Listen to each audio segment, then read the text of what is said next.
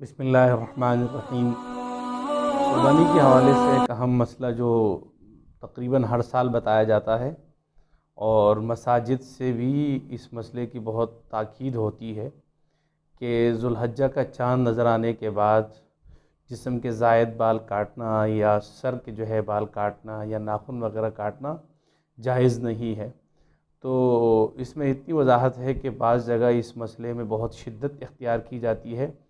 اور کچھ لوگ جو ہے وہ یہ کہتے ہیں کہ یہ جائز ہی نہیں ہے۔ تو چونکہ ہم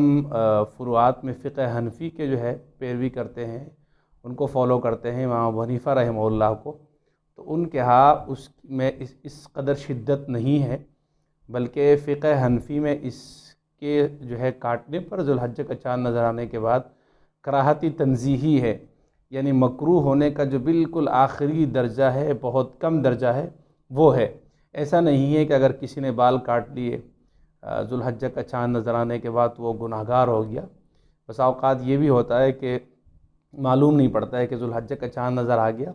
اور بال کاٹنا یاد نہیں رہتا ہے، ناخن وغیرہ بھی بڑھ جاتے ہیں، تو پھر ظاہر ہے ایک بے سلیقہ سی جو ہے وہ ترتیب بن جاتی ہے، بال بھی بے ترتیب ہوتے ہیں اور ناخن بھی بہت بڑے ہوتے ہیں، تو اس کی وجہ سے اچھا نہیں لگتا۔ جو آس پاس رہنے والے لوگ ہوتے ہیں وہ اس سے تکلیف میں ہوتے ہیں، تو اس کا خیال رکھنا چاہیے۔ ہمارے ہاں اس میں اتنی شدت نہیں ہے، باقی جن حضرات کے ہاں اس مسئلے میں شدت ہے تو وہ ممکن ہے ان کے ہاں کچھ دلائل ہوں،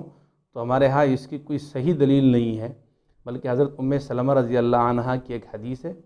جس کے مقابلے میں حضرت عائشہ رضی اللہ تعالی عنہا کی ایک صحیح حدیث ہے،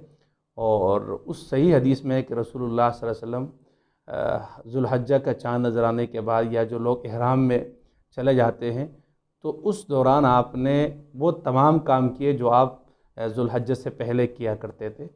تو یہ وضاحت بہت ضروری تھی۔